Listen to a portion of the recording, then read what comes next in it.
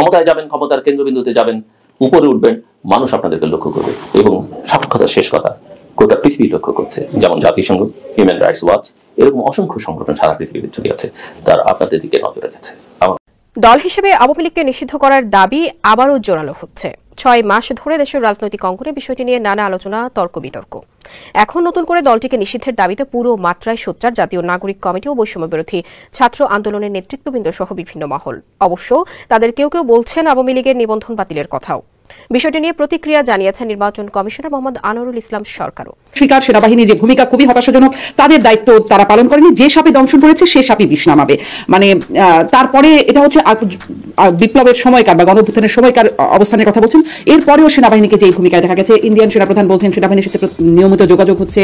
ভারতীয় পররাষ্ট্র সচিব তিনি এসেছিলেন, তিনিও একটা স্কেডিউলের বাইরে গিয়ে একটা বৈঠক করেছেন। আসসালামু আলাইকুম। শেখ হাসিনা ফিরে না আসলেও বাংলাদেশে 100% 100% আওয়ামী লীগ ফিরে আসবে।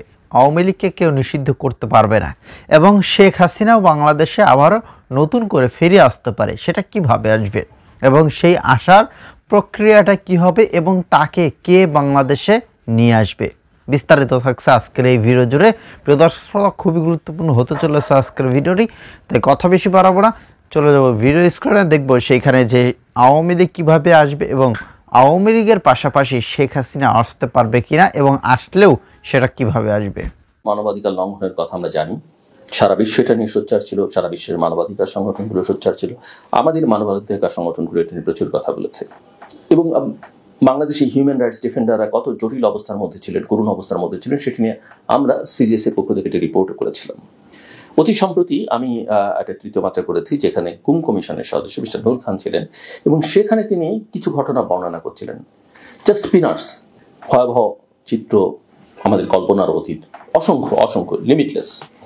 এবং যারা এই অপরাধগুলোর সঙ্গে যুক্ত ছিলেন তাদের অনেকের সঙ্গে তারা কথা বলেছেন এবং তাদের প্রতিক্রিয়াও কথাও তিনি ওই অনুষ্ঠানে অর্থাৎ তৃতীয় মাত্রায় জানিয়েছিলেন। কিন্তু আজকে 6 মাস পরে, এই অভ্যুত্থানের পরে, শেখ হাসিনাকে বিদায় করবার পরে মানবাধিকার পরিস্থিতির উন্নতি হয়েছে সেটা কিন্তু আমরা বলতে পারছি না। এই যে জাতিসংঘের তথ্যানুসন্ধান কমিটি শেখ হাসিনার আমল নিয়ে রিপোর্ট দিল, তারা যেমন ওই আমলের কথা বলেছে, এই 6 মাসে যে পরিস্থিতি ভালো হয়নি এবং মানবাধিকার লঙ্ঘিত হচ্ছে নানা পর্যায়ে, সেটাও কিন্তু তারা বলছে।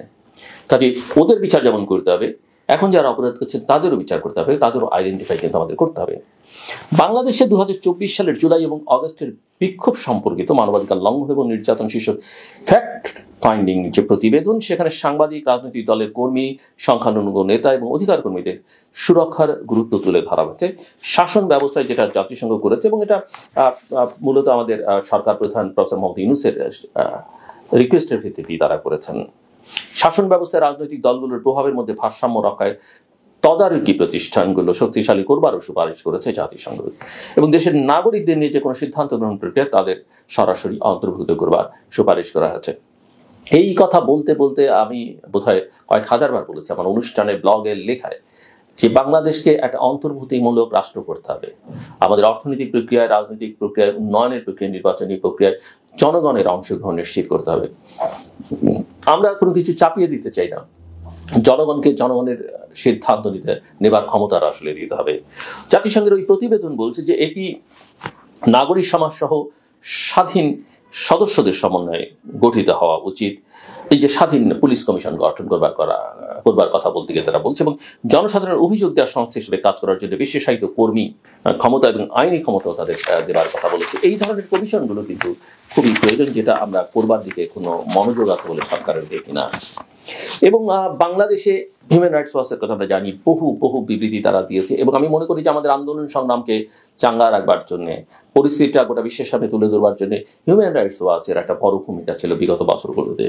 এবং তারা এখন বলছে যে বাংলাদেশে আইন প্রয়োগের ক্ষেত্রে নিরপেক্ষতা বজায় রাখার প্রয়োজন এবং এই প্রয়োজনীয়তার কথা এই নিয়োগ ভিত্তিক মানবাধিকার সংগঠনটি সম্প্রতি বলেছে।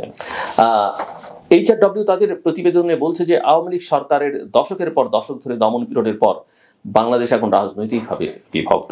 এক্ষেত্রে নিরাপত্তা বাহিনীর অতীতের ভুল পুনরাবৃত্তি না করে নিরপেক্ষভাবে আইনের শাসন নিশ্চিত করা উচিত। এবং জাতিসংঘ যেখানে বলছে, এবং এটা হিউম্যান রাইটস ওয়াচ উদ্ধৃত করেছে, যে অন্তর্বর্তী সরকারের উচিত রাজনৈতিক ব্যবস্থা এবং অর্থনৈতিক শাসন ব্যবস্থায় জরুরি সংস্কারের দিকে মনোনিবেশ করা। আমরা কিন্তু অর্থনীতি নিয়ে কোনো সংস্কার কমিশন দেখলাম না। আমরা দেখলাম হ্যাঁ একটা হোয়াইট পেপার কমিশন হয়েছে, বিগত আওয়ামী লীগের আমলে কি হয়েছে, কিভাবে টাকা লুটপাট হয়েছে, কিভাবে টাকা পাচার করেছে সেটা নিয়ে একটা কমিশন আছে। কিন্তু কি ধরনের রিফর্মস আমাদের অর্থনীতিতে দরকার, শিক্ষায় দরকার, সেগুলো নিয়ে কিন্তু আমরা কোনো উচ্চক লক্ষ্য করলাম না। হিউম্যান রাইটস ওয়াচের প্রতিবেদন বলছে যে আইন প্রয়োগ ক্ষেত্রে বাংলাদেশের নিরাপত্তা বাহিনীর নিরপেক্ষতা নিশ্চিত করতে অন্তর্বর্তী সরকারের উদ্যোগী হওয়া উচিত। সরকার কি জানে যে আমাদের বাহিনীগুলো এখনো কি ধরনের তৎপরতার সঙ্গে লিপ্ত? জানার কোনো মেকানিজম তার আছে? থাকলে সেগুলো কি তারা ব্যবহার করছেন, না এই বিষয়ে তারা সজাগ এবং সতর্ক? তাদের মধ্যে কতটা ইউনিটি আছে, তারা কে কিভাবে কে কাকে ব্যবহার করছে, এটা জানা এবং বোঝা কিন্তু সরকারে যারা আছেন তাদের অত্যন্ত দায়িত্ব। এগুলো গভর্নেন্সের সঙ্গে সম্পর্কিত আমার মনে হয়। এবং হিউম্যান রাইটস ওয়াচ যেটা বলছে, আইন প্রয়োগকারী সংস্থাগুলো যেন নিরপেক্ষভাবে কাজ করে এবং রাজনৈতিক সহিংসতার ক্ষেত্রে আইনের শাসনকে সম্মান জানায়। আইনের শাসন, রুল অফ ল অত্যন্ত গুরুত্বপূর্ণ। প্রফেসর মোহাম্মদ ইউনূস নিজে কথা বহুবার বলেছেন, কিন্তু আমরা কিন্তু প্রয়োগের ক্ষেত্রে সেটা দেখি না। কথা এবং কাজের মধ্যে সম্পর্ক যদি না থাকে, যোগসূত্র না থাকে, সেটা কিন্তু এক ধরনের অসুস্থতা। এটাকে বিশ্বখ্যাত মনোবিজ্ঞানী লিও ফেস্টিঞ্জার বলেছেন। তার একটা বিখ্যাত তত্ত্ব আছে, থিওরি আছে, থিওরি অফ কগনিটিভ ডিসঅনেন্স, অর্থাৎ অনুভূতির অসামঞ্জস্যতা। আপনি যখন চিন্তা একটা করবেন, কাজ আর একটা করবেন, মুখে বলবেন একটা, কাজ আর একটা করবেন, এগুলোকে আমরা নানাভাবে দেখি, লোকটা ভালো নয়, এটা। কিন্তু লিও ফেস্টিঞ্জার দেখাচ্ছেন বা বলছেন যে এগুলো আসলে এক ধরনের মানসিক অসুস্থতা, মানসিক রোগ, এর চিকিৎসা প্রয়োজন। ওই যে চুরিও যে মানুষ করে সেটাও কিন্তু এক ধরনের অপরাধ, কিন্তু এটাও একটা কিন্তু মানসিক অসুস্থতা। সো এগুলো আসলে খুব খতিয়ে দেখা দরকার আমি মনে করি। এবং জাতিসংঘের মানবাধিকার কার্যালয় থেকে যে প্রতিবেদনটি প্রকাশিত হয়েছে সেটাকে উদ্ধৃত করে হিউম্যান রাইটস ওয়াচ এটাও বলছে যে 2024 সালের আগস্টে তৎকালীন প্রধানমন্ত্রী শেখ হাসিনাকে উৎখাত করতে গড়ে ওঠা বিক্ষোভ দমন করার জন্য গুরুতর মানবাধিকার লঙ্ঘনের দায়ে অভিযুক্ত আইন শৃঙ্খলা রক্ষাকারী বাহিনী। আপনি বিচ্ছিন্ন কিছু মানুষ তাদের হয়ে গুলি চালিয়েছে, আইন শৃঙ্খলা রক্ষাকারী বাহিনীর পোশাক করে তারা করেছে, কিন্তু আইন শৃঙ্খলা রক্ষাকারী বাহিনী সেই পোশাক করবার সুযোগ তো তাদের দিয়েছে, অস্ত্র তাদের হাতে তুলে দিয়েছে, অথবা দেখেও না তাকার ভান করেছে। এটাই তাদের কাজ ছিল, সেটা তারা করেনি। কাজে এদের মধ্যকার অপরাধীদের খুঁজে বের করে আসলে শাস্তিটা নিশ্চিত করতে হবে। প্রধান উপদেষ্টা বেশ কয়েকবার নিরাপত্তা খাতে সংস্কারের প্রতিশ্রুতি দিয়েছেন, কিন্তু অপারেশন ডেভিল হান্ট পরিচালনা করতে সেনাবাহিনীকে মোতায়েন করেছেন তিনি। তারা ইতিমধ্যেই প্রায় 1000 বেশি মানুষকে গ্রেপ্তার করেছে, যাদের বেশিরভাগই ক্ষমতাচ্যুত শেখ হাসিনার দল আওয়ামী লীগের সমর্থক। এবং এই তথ্য দিয়ে হিউম্যান রাইটস ওয়াচ বলছে যে অতীতের ভুলের পুনরাবৃত্তি করা কিন্তু উচিত নয়। সো আমরা যেটা বলছি যে জাতিসংঘের প্রতিবেদনে যেটা দেখা গেছে যে বিচার বহির্ভূত হত্যাকাণ্ড, নির্বিচারে গুলি করা, গণগ্রেপ্তার এবং নির্যাতনের সঙ্গে জড়িত ছিল বিগত সরকার। বিশেষ করে 1 জুলাই থেকে 15 আগস্টের মধ্যে 1400 জনকে হত্যা করেছে। বাংলাদেশে সরকারের হিসেবে 836 জন, খুবই আনফর্চুনেট এটা আমি মনে করি। এবং জাতিসংঘ বলছে যে এদের বেশিরভাগই নিহত হচ্ছে নিরাপত্তা বাহিনীর গুলিতে। প্রতিবেদনটিতে যে বিষয়টি তুলে ধরা হচ্ছে তার নিরসনে জবাবদিহিতা এবং ন্যায় বিচার প্রতিষ্ঠা অত্যন্ত জরুরি। আমরা কিন্তু সেখানে সেরকম কোনো লক্ষণ দেখছি না। ইতিমধ্যে আইন উপদেষ্টা আপনারা লক্ষ্য করবেন বলেছেন যে 3-4টি মামলা অক্টোবরের মধ্যে শেষ হয়ে যাবে। আপনি নির্বাচন যদি ডিসেম্বরে করতে চান তাহলে 3-4টি মামলা দিয়ে আপনি কতজনকে আটকাতে পারবেন?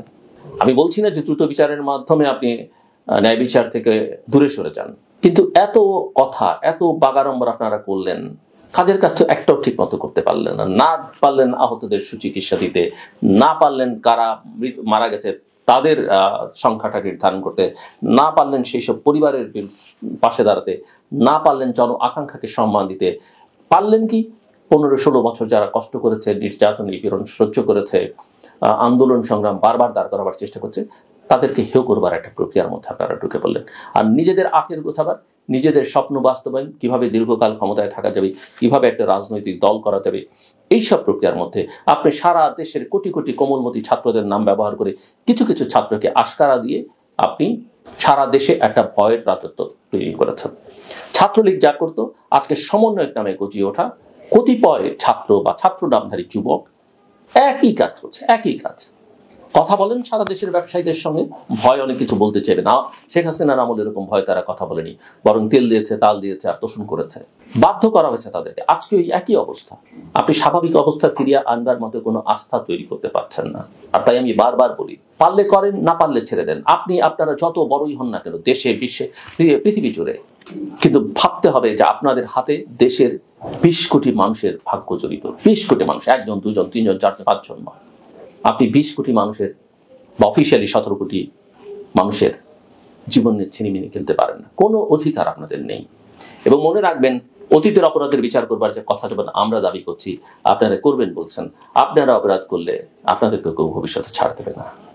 সবাই আপনাদের লক্ষ্য করছে, সবাই ক্ষমতায় যাবেন, ক্ষমতার কেন্দ্রবিন্দুতে যাবেন, উপরে উঠবেন, মানুষ আপনাদেরকে লক্ষ্য করবে এবং সব কথা শেষ কথা, গোটা পৃথিবীর লক্ষ্য করবে। আওয়ামী লীগকে নিষিদ্ধ করার পায়তারা চলছে বাংলাদেশে, বিভিন্নভাবে পায়তারা চলছে, বিভিন্ন আলোচনা হচ্ছে এবং ছাত্র সমন্বয়কদের নতুন একটা দল তৈরি হচ্ছে, তারা নতুন দল তৈরি করছে, এদিকে আওয়ামী লীগকে নিষিদ্ধ করার মতো পরিকল্পনা করছে।